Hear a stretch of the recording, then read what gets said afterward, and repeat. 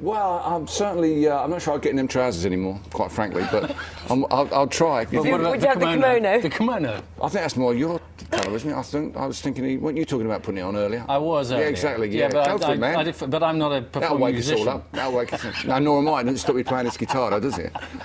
We'll hear you play that guitar in just a minute. Yes. First. Yes, let's have a last quick look at what is happening where you are. We're back with Billy in a few minutes.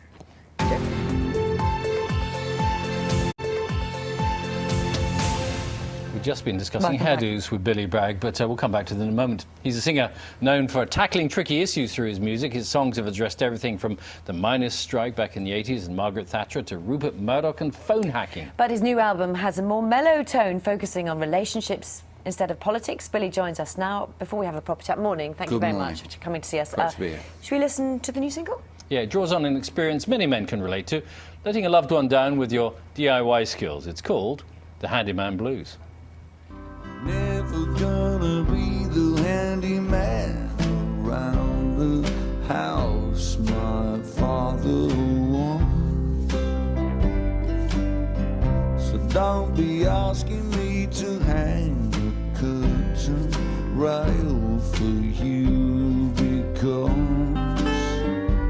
that screwdriver business just gets me confused. Takes me off and out to change your fuse.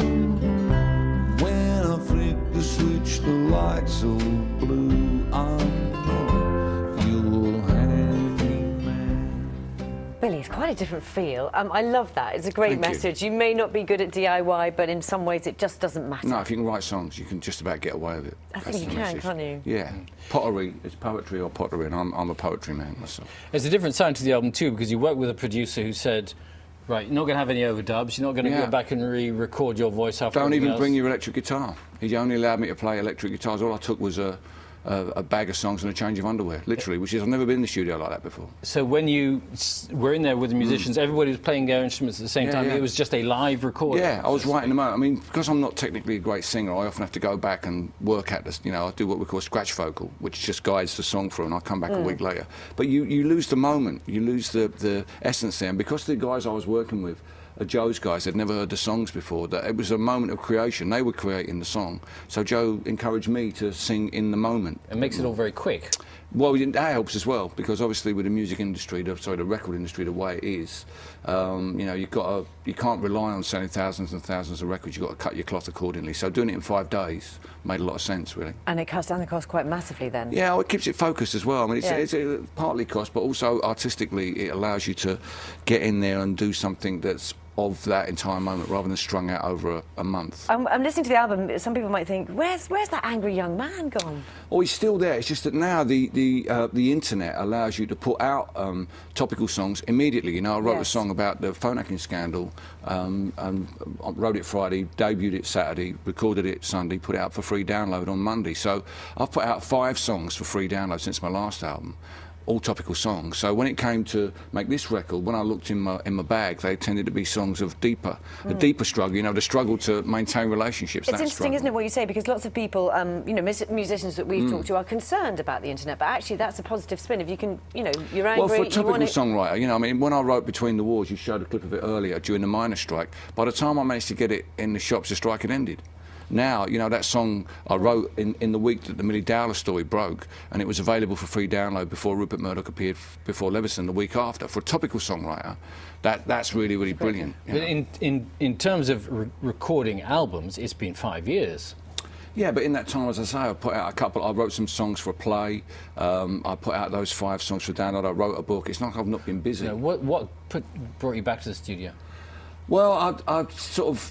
I was a period in my life where I was getting a bit reflective. My mum passed away in 2011, and the album became my way of sort of moving on from that. It became a way of engaging again, because obviously after something like that, you pause and you think about your life, you think about what you're doing and how you're doing it. And I felt like I needed to do something and commit myself to something to allow me to get on to the next thing, really, and the album became that.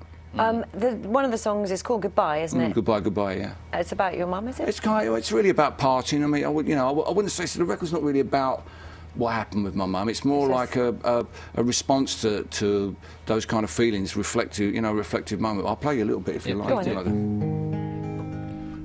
Goodbye to all my friends, the time has come for me to say goodbye to all the souls who sailed with me along the way. The day has come at last, the sails strain at the mast.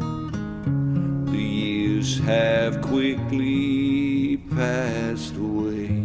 Goodbye to all my friends, the time has come for me to go.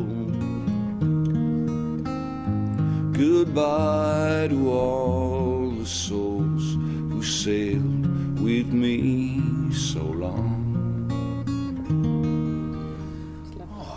Billy, it's very moving, but it's very sad. Well, it's almost as, but it's sad. I think it is sad because it's almost as if you, well, it sounds like you're saying. No. goodbye, I think you can course- say things in songs. I'm not everything that I say in every song is me. Yeah, often you're taking a character and looking at that, but you know it's always difficult to deal with parting, whether it's momentarily or whether it's the final parting. Those things are always hard to deal with, and I'm trying to write songs that help people deal with things that they find difficult. Sometimes that's about the way the world is.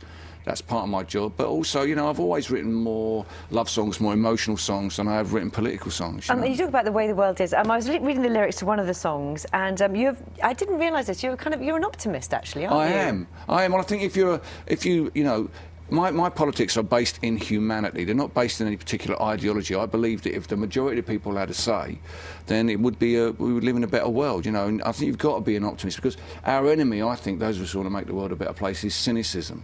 And not necessarily the cynicism of the Daily Mail, but our own cynicism. If we can't overcome our own cynicism and engage, and that's, to me, is the opposite as being cynical, is actually engaging in the world. If we can't do that, what hope is there? Billy, refreshing as ever to speak to you. Thanks so much for playing so beautifully. My pleasure, thank you. Thank you. Thank you. Billy's new album, Tooth and Nail, is out now. He's performing a short run of UK dates over the summer, which will be followed by a longer tour from November. That's it from us for today. Breakfast back from 6 tomorrow, of course, The Budget, and we're going to be joined by former EastEnders actress Lacey Turner. And it's BBC School Report Day as well, where children all over the UK try their hand at being us. Hope they can teach us a thing or two. Good luck to them. Have a great day. Bye-bye. Bye-bye.